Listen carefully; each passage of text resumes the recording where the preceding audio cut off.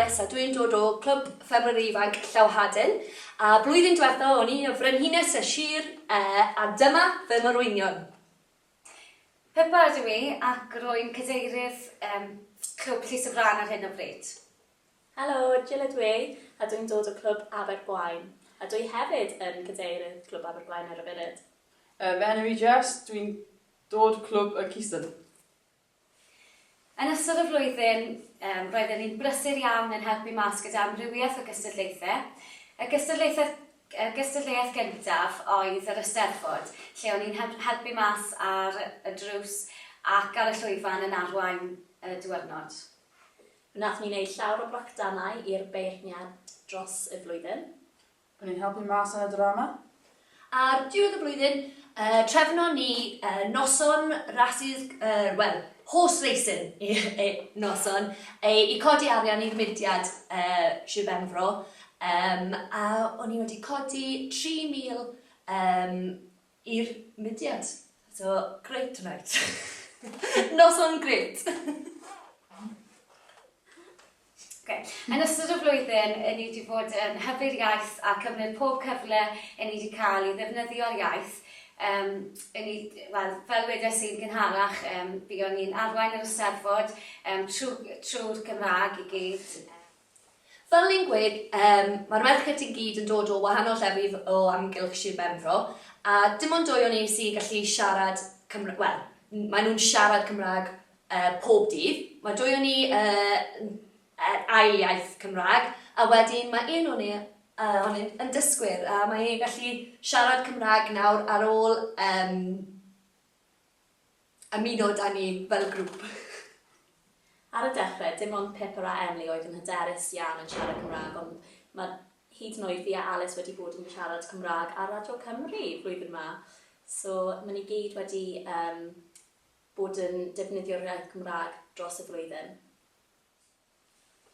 Mae tair o ni o'r tîm yn dod o cyfiau weddol Cymraeg. Mae Jill o Clwb Abergwaun, lle mae lot o'r aelodau yn siarad Cymraeg, a ni'n lwcus iawn yn Llys y Fran bod y rhan fwyaf o aelodau sydd gyda ni yn siarad yr iaith.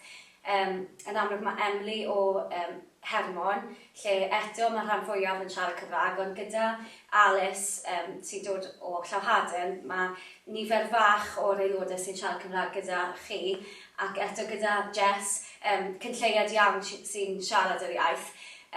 So, ni wedi bod yn di mwynhau hyrwyddo'r iaith ar draws y sir, nid yn unig yn y gogledd gyda ni. Shwmae, Nia George ydw i a fi yw trefnydd Ffermwyr Ifanc Sir Benfro. Yr enwebiad nesaf yw Alice James, Frenhines y Sir a'i morwynion o llynedd. Fe nath y criw yma waith da yn cario ymlaen y gwaith gafodd ei ddechrau gan Kitty Davies pan oedd hi'n Frenhines y Sir. Hynny yw bod rôl y Frenhines a'i morwynion yn datblygu fod yn fwy o beth a'i bod nhw yn cymryd rhan mwy blaenllaw. Y teimlad oedd bod nhw eisiau fod yn fwy na gweinyddwyr te a cacs a bod nhw eisiau cael ei gweld falle yn cymryd mlaen rhannau arweiniol o fewn digwyddiadau'r sir. Nawr, un o'r pethau mawr oedd gyda ni, nes gyda ni yn y calendar bob blwyddyn yw'r Eisteddfod wrth gwrs, a honno'n Eisteddfod ddwyieithog, felly oedd e'n gweddu fod yr Frenhines a'i morwynion yn cymryd mlaen y rhannau arweiniol yn hynny. A dwi'n siŵr nath Alice a'i chriw hi waith da yn cymryd y rhannau arweiniol yn y dydd a mwynhau wneud hynny a gweld falle ochr arall i sut oedd yr Eisteddfod yn gweithio. Maen nhw hefyd wedi bod allan o fewn clwbiau mewn digwyddiadau, yn hybu beth oedd yn ymlaen a cefnogi gwaith y fformiau ieuenctid a sicrhau fod yna aelodau hŷn ar gael i gynghori a fod yn gefen i aelodau i wneud i gwaith, neu gwaith y sir a gwaith y mudiad ble bynnag yn bosib, ac wrth gwrs wneud hynny yn ddwyieithog. Mae fe'n lot o help i siaradwyr Cymraeg yn enwedig fod na aelodau o'r tîm hyn yn gallu uniaethu â nhw a siarad â nhw yn iaith eu hunain.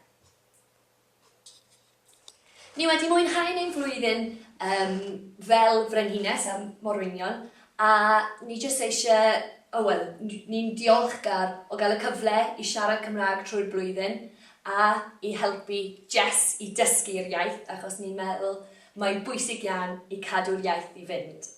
Wel, diolch i am helpu fi i siarad Cymraeg. Mae'n iawn.